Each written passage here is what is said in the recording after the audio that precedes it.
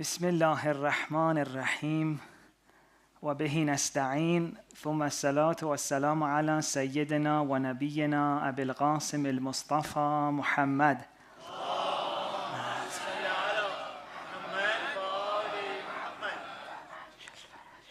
وعلى آله الطيبين الطاهرين. Assalamu alaikum everyone.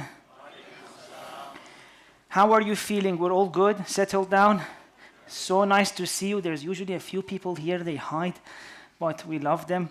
And our elders. Let's recite the salawat for our elders. Allahumma salli ala Muhammad wa ali Muhammad wa ajil farajahum. The blessing of our community. Let's also recite salawat for the younger ones, right? Allahumma salli ala Muhammad Ali Muhammad Rajal Farajahum. I was so tempted to say another one, but I'll stop myself. I just saw the time is running out. The discussion we've been having the past few nights has been inspired by Dua Abu Hamza Thumali of Imam Sajjad alayhi salam. And we were talking about this idea that Imam Sajjad alayhi salam says, Insan, you're very special. I know you're finding yourself in a world next to other animals and plants and whatnot, but you're not one of them. You don't need to grow the way they grow. You don't need to learn the way they learn. Not that there's anything wrong with animals and plants. No, they're amazing. Love animals so much. But Insan John, you're a little bit different. You have this beautiful human soul that God has gifted to you, and it's really unfair if you don't use it well. If you want to learn as a result of the consequences of your actions, like how, for example, we train a rat in the lab, that's really not fair to you. That's not fair to your soul. There's another way for you to learn, right? So what was that other way? That's what we've been talking about it. We said insan should have this direct communication with its Lord. Imam Sajjad alayhi salam in Dua Abu Hamza Thumali said, insan, you can get direct knowledge from God. When he says, Alhimni al-khair wal-amala bih. Alhimni al-khair means what? Means God, reveal to my heart that good thing that I should be doing. Right? Two scenarios I'll tell you. One is insani, one is not very much insani. The non-insani one is that I get into a marriage, it takes me a few years to realize that, okay, maybe I need to be nice to my wife. How do I learn that? Once I see that she starts complaining about me in other places, or people getting calling me, or wife seems to be unhappy, for example, then I wake up where I need to be nice to her. Or after a few years of missing out on calling grandpa or my brother or someone else, suddenly I see that, oh my God, they've fallen ill, or God forbid, grandpa passed away, and it just now occurs to me that, what were you doing? Why didn't you visit grandpa before he passed away? That's what I'm living, I don't know what I'm doing. Suddenly I hit a wall, like grandpa passes away. I'm like, oh, I should have called him. Imam Sajjad says there's another way. God reveals to you the right thing to do. Alhimni al-khair. The good thing to do will be revealed to your heart. Wala amala bih. And you'll find the courage to follow through with it. You're sitting there one day, suddenly it comes to your mind, I need to call my grandpa. I need to do this thing. When was the last time I took my mother out? When was the last time I checked on my sister? It reveals it to you. Imam Ali alayhi salam in Nahjul Balagha, please recite salawat.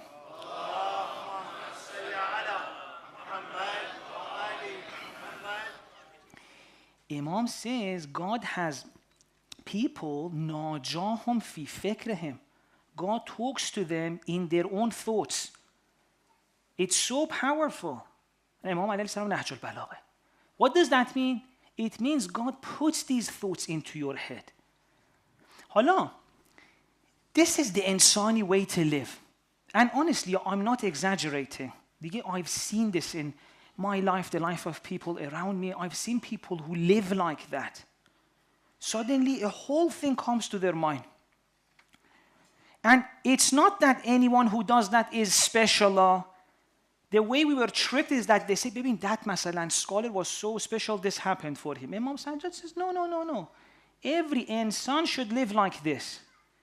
Every insan. This is your quality of being insan that God speaks to you in your own mind and heart. sometimes, honestly, مثلا, I'm not saying I'm special because I'm really not. I'll talk about how I'm not special. I'm the most awful person you can imagine. But sometimes I've seen this in my life. Like you want to give a lecture, you say, God, nothing comes to my mind. You send something. A whole lecture comes to your mind, like with the whole thing.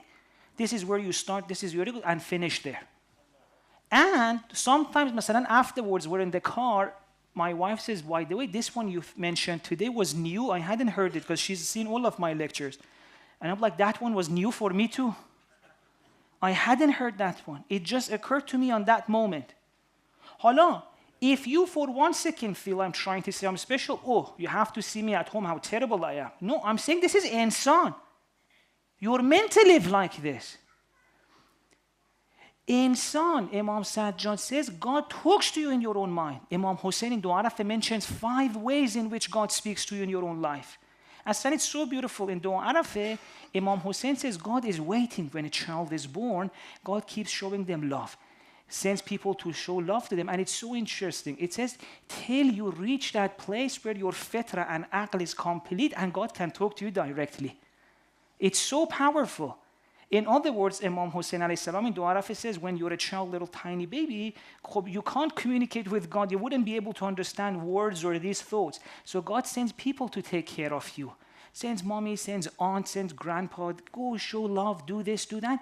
And it says when you reach a certain age, God says, Khob, hala, come and get that love and guidance directly from me. Imam Hussein alayhi salam in Dua Arafah. Khob, hala, what happens if I forget that? Let's read it now together from Imam Sajjad alayhi salam in Dua Abu Hamza Thumali. Please recite the salawat.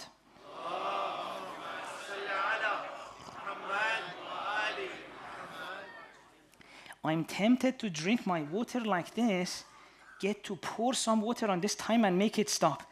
The timer is going so quickly. Let's time travel today.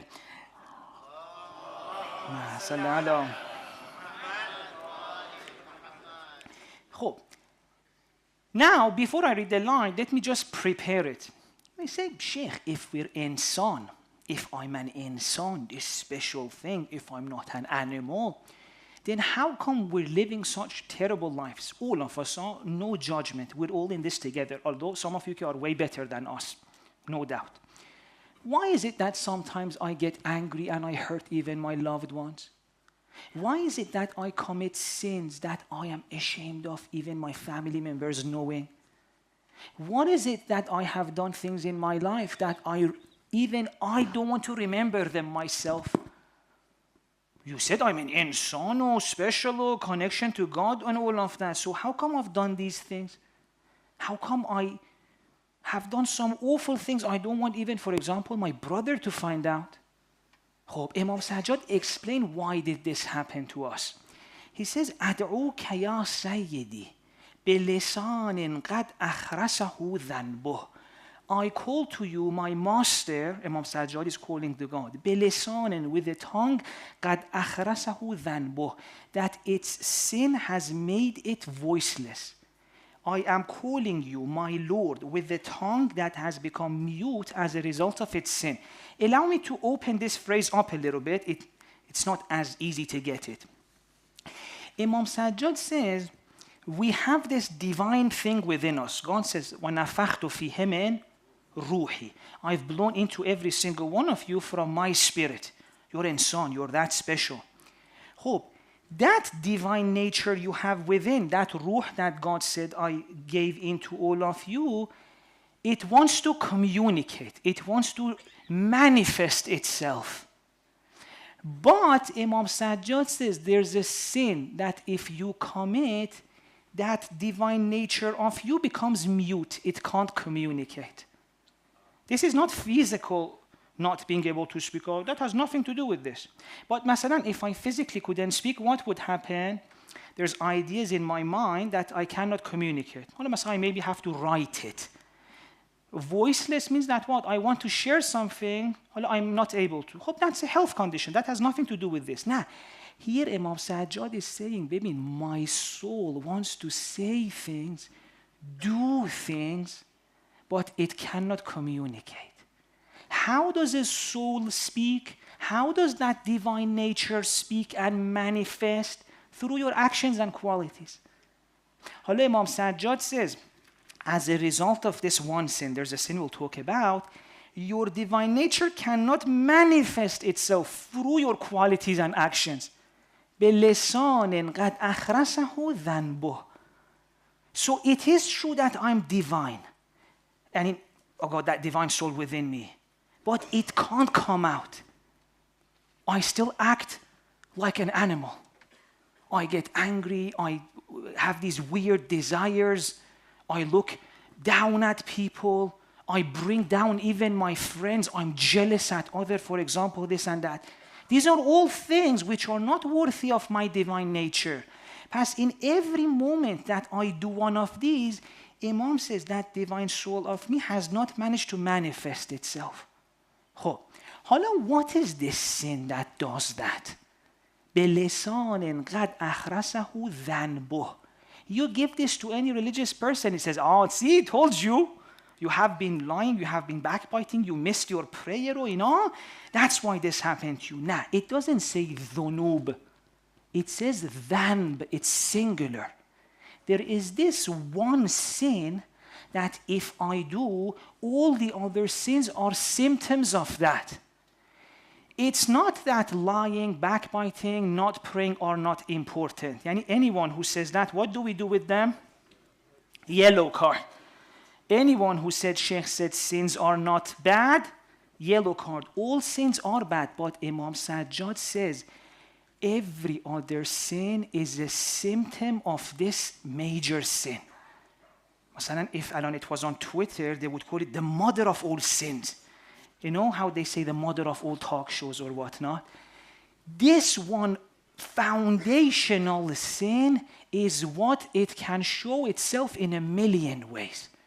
Although it can show itself in things which are sins, lying, backbiting, jealousy, anger, or even other things, fear, worry. It all goes back to this one thing, and that is what? Your relationship with God. حالا please recite salawat.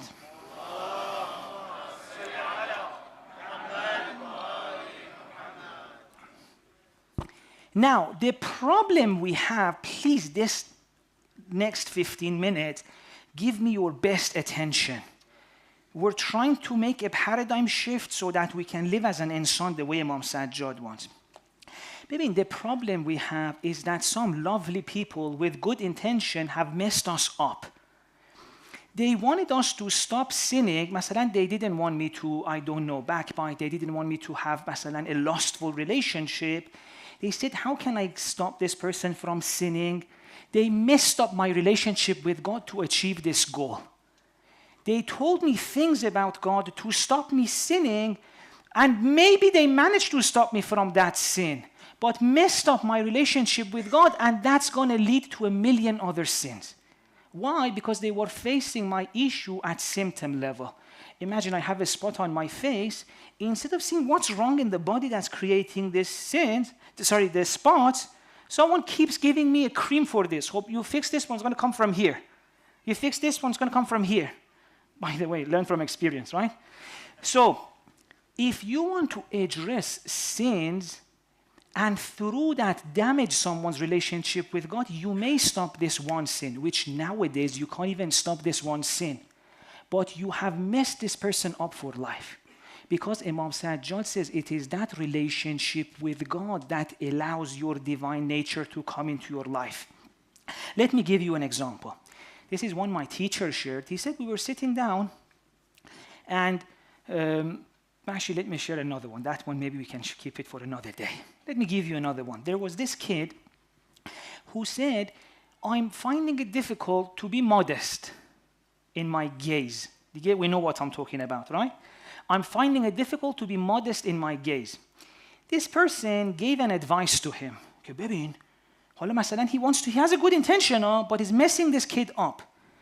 He says, next time you go to the street or wherever you feel like it's difficult to keep your gaze modest, ask yourself a question. Do I love this thing or do I love my God? حالا مثلا if this was on TikTok, believe me, it would get so many hearts. But this is the worst advice you can give this person. You know why? حالا the first day he may go out, we're like, oh, I love God more. He doesn't look. Second day, third day, Baba, temptation is strong, he's going to look. If he looks the fourth day, the fifth day, what's going to happen internally to him? Pas, maybe I don't love God. Does that make sense? خب حالا for 2-3 days you helped him not look. Fourth day he started looking, and worse than that, now he even thinks he doesn't love God. You take him to Imam Sajjad, what he would say? He would say, no, even if you look, it doesn't mean you don't love God. You love God, but you have a weakness. حالا we have to work on this weakness to overcome it. Do you see a nice advice ruin the person? Almost 90% of our religious teaching does the same. Masalan, they say, they want you to stop masalan sinning or to pray. They say, if you don't do it, God will hate you. God will punish you. God will do all of this. Good intention, they want you to stop sinning. But what does that do to you? It ruins your relationship with God forever. God as an idea, as a reality, is never interesting for you. And that means you as an insan are dead. Because God is what gives soul to life to your soul. And the way we try to do things in religious communities, and it's not just Islam, a lot of religious people have done this, is they try to solve a problem by a very weird fix. There was this joke, let me tell you that the vibe is changing a little bit. You may have heard it online. This guy goes to the pharmacy. The pharmacist is not there. His son is minding the pharmacy. He says that I'm having this terrible case of hiccups. And he says, okay, let me look. Take this pill, it'll solve your hiccup.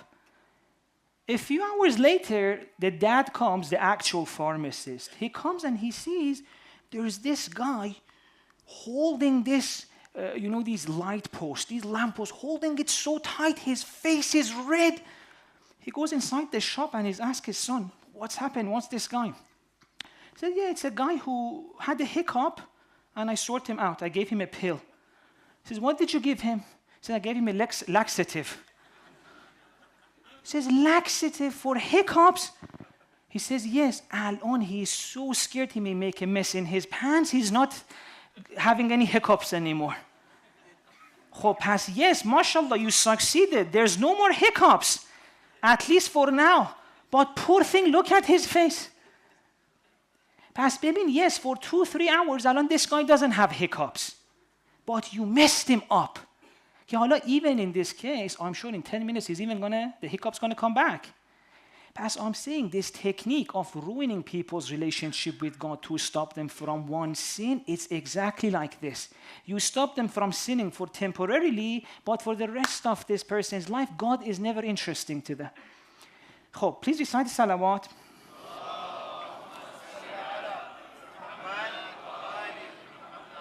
Let me give you another one and show you, how Ahl Bayt are geniuses of spirituality. The problem we have right now is that between us and Ahl Bayt, there is a barrier. There are between us and Ahl Bayt people who have no way the depth of the Ahl Bayt. So they ruin you with good intentions. With good intentions. You do this sin, God will throw you in the hell and all of that will happen.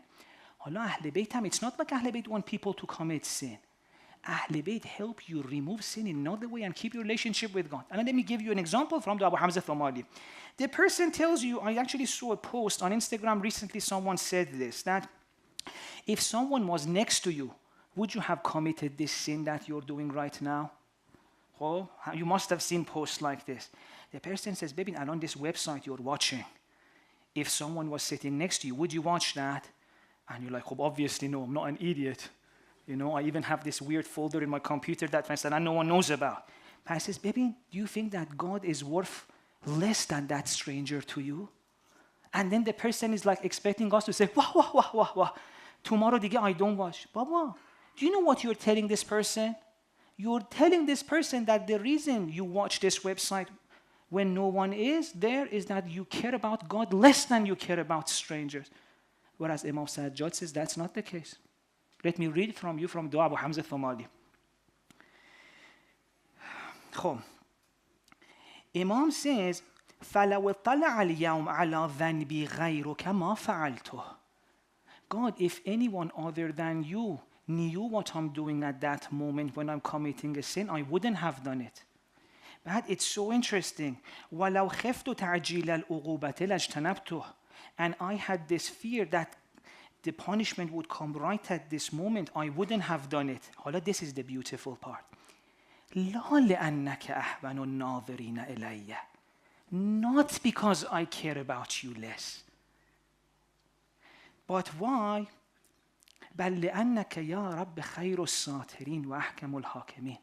It's not that I care about you less. It's that you cover it better than others. Do you see the difference? ببین امام سجاد یعنی امام سجاد is psychologically telling you how to feel at that moment. Should I feel that I care about God less that I'm not doing this sin, or no, God, you're kinder. You cover it that I did it. And I'm ashamed. I'm sorry. But I'm not committing this sin because I don't care about you. I'm committing this sin because I'm weak. Do you see the difference? My relationship with God should not be harmed at any cost. If that is damaged, million sins are going to come. بعد اهل بیت explain to you in the rest of Abu Hamza Thumali, he says, خب ببین الان you can't stop yourself. Tell God, God, I'm very sorry. I'm weak. I'm falling into this. I'm not happy about it. And it's not that I don't care that you're watching. I care. I wish I wasn't like this. You haven't had moments like this. You're doing something you wish you wouldn't do it. Honestly. Baba, we're all like that again. But Imam Sajjad says, at that moment, be honest with God. God, I love you. This has nothing to do with my relationship with you. I'm just sorry. Do this a few times. Ask God for help. God will come and help you. Believe me, God will come and help you. I've seen people telling me, Sheikh, I started taking this approach and I made the decision, and I was going through it. Maybe a lot of people tell me that I can't stop myself. I'm going towards that haram action and I'm not feeling good about it at all. I'm going towards it. Before, I was so ashamed of God, I would put God out of my mind. You've heard the story of Zulaykha and Yusuf? That when Zulaykha wanted to seduce Prophet Yusuf, what did he do? They said she put some curtains or some cloth on top of the idols she had. Why? She's ashamed of idols. Imam Sajjad says, if you at that moment are ashamed of God and put God out of your mind, again, what help do you have in that moment of temptation? So at that moment of temptation, even as though you're going towards the wrong action, talk to God. God, I'm sorry. Even if it's still time left, help me stop. I can't stop myself. Believe me, people have told me once they started doing this, he says, I was going towards doing it, something happened and I stopped. Maybe my wife came home, maybe someone called, maybe my phone rang and I went to do that and I forgot about it and then the temptation went away. What is the key? At no point be ashamed of God that it stops you from going towards Him. They wanted us to stop sinning. They made us ashamed in front of God. So in that most important moment when you need God, God doesn't even occur to your mind. You want to take Him out of your mind because you're ashamed. All right, this is just one example, though. There's a million examples in which how it's so important for God to be in your life and how what a lot of these religious people teach us in this name of helping us stops us from becoming better people. Please recite the salawat.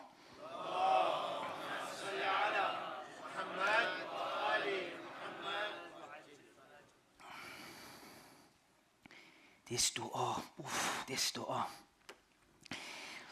There's another thing, Masan, I've heard a lot of people say that if Imam Zaman knew what's on your phone, would you keep that on your phone? And they think, Masalan, that's very smart. I'm saying, again, baby, this guy is going to keep that here. You're not going to get him delete that stuff here. What did you do? Ruin this person's relationship with Imam Zaman. And this child thinks of Imam Zaman as one of those, very old-style madrasa teachers. Honestly, if you had one of those madrasa teachers that hits you, are you excited for his faraj, for his reappearance? No. Imam says, in that ziyarat, Imam says, Al-Imam akhun shafiq, is a loving brother or in that hadith, it says, we are your fathers. أَنَا وَعَلِي أَبَوَاهُ ذِهِ الْأُمَّةِ. Imagine you have a kind father. Let me share you an example. One of actually my scholar friends shared this with me. I hope he's okay with me sharing this. It's a beautiful story. He said when he was a child, he made a mistake at home. He broke something. One of the items in the house, I don't remember exactly what, maybe the douche or something. He says, I was so worried my father finding out. So worried of my father finding out. A few hours of stress. He said, at some point, I couldn't take this stress. I went and told my father, Dad, I'm sorry I broke that thing. What is he feeling? Dad's wrath is going to come at me, right? Dad, you broke that? You know how much that cost? You know, with all of this financial situation in the UK, whatnot. He says, Dad said, which one? Let's go together and fix it. He says, Dad came, we went to I think it was the douche. I don't remember. Allah, he will tell me probably later on. He said, Dad came and fixed it and said, okay, now all good? He says, I calmed down so much. Exactly the sentiment is in a few of the du'as of the Ahl Bayt. It says, إِنِّي هَارِبٌ مِنْكَ إِلَيْكَ. I have this thing inside me that makes me so scared. I want to escape, like that son. 2 hours he was hoping he can escape, but there's nowhere to go. So he says, I want to escape from that, but who do I run to? To that. And when you run to that, is that going to be angry at you? No, if he's an honest dad, if he's a kind dad, he actually helps you overcome the situation. So Imam says your relationship with God should be such that you can run towards Him, escape towards Him, and know that when you go, He's on your side, ready to help you. Imam Hussein alayhi salam in Dua Arafah, he says, وَوَسَعَ الْمُسْتَقِيلِينَ رَأْفَةً وَرَحْمَةً وَحِلْمًا. And God surrounds the person mustaqilin, those who have these shortcomings, not a good person, ra'fatan wa rahmatan wa hilma, kindness, gentleness, and patience. They told us you have to be good for God to love you or have these special moments with God. Imam Sajjad in Dua Arafah says, nah, Ilahi in kuntu ghayra mustahilin li rahmatik fa anta ahlun an tajuda alayya bifadli sa'atik. And I said, God, I know I don't deserve this. It's not like I'm arrogant, I'm special. I look at myself, I know what a mess I am. Allah, I don't know about you. In this person, there's not 1 ounce of good. But that's not going to stop me from going to my God. In kuntu ghayra mustahilin li rahmatik, if I am not worthy of your mercy, you are so generous to give even to me. Hala, does that mean that Sheikh is saying, lovey-dovey with God, go commit sins? Baba, Imam Ali alayhi salam in Munajat Sha'baniyah says, the only way you can stop yourself at the root and stop all of your sins is when you have this relationship with God. Which is what Imam Sajjad is saying in this dua as well. Ilahi, qad ad'uka bilisanin qad akhrasahu dhanbuh. Once your relationship with God is fixed, then the root of all of your sins is cut away. Hala, because unfortunately after Ahl Bayt no one told us about this, we have, mashallah, these lovely people in the middle who are so worried of you sinning. They look at us as animals. Wallah al-azim. They're like, if you tell these people, they tell me this about you. If we tell these people God loves them, they're going to go and start sinning. That's how they see you. But that's not how Ahl Bayt saw you. Ahl Bayt said, no. Imam Ali, my Imam is Imam Ali. In Munajat Sha'baniyah, he says, فَكَمَا أَرَدْتَ أَنْ أَكُونَ كُنْتَ. When فی وقت نیقفتنی لمحبت God, the only time I become the way you want me to be is when you awake me to your love. And hala, these people can say God's love makes people commit sin. I'm like, khob, your way of bringing people up, that hasn't made people commit sins. Do you know how many of your own family members are messaging me, dealing with all sorts of addictions? And I'm not judging God. But bibin, at some point they need to accept, if you treat an insan like an animal, he will be an animal.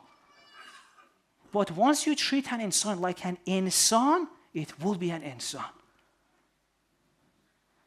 And Imam Sajjad, Imam Hussein, Imam Ali, they all tell us the foundation for me to be a good person is my relationship with God. So our time is out, but I want to leave you with a question that we'll talk about it tomorrow. Think about all these years of going to lectures or reading books and whatnot. What was the belief, the sum, accumulation of the belief you have about God? In your mind, who is God? How does God feel about you when you've made a mistake? How does God feel about you right now? How do you feel about those terrible mistakes you've made that you're ashamed of even telling your friend? Tell me. And another question, please think about this. Your belief in God, where have you found it in your life? In which areas of your life that belief in God has helped you?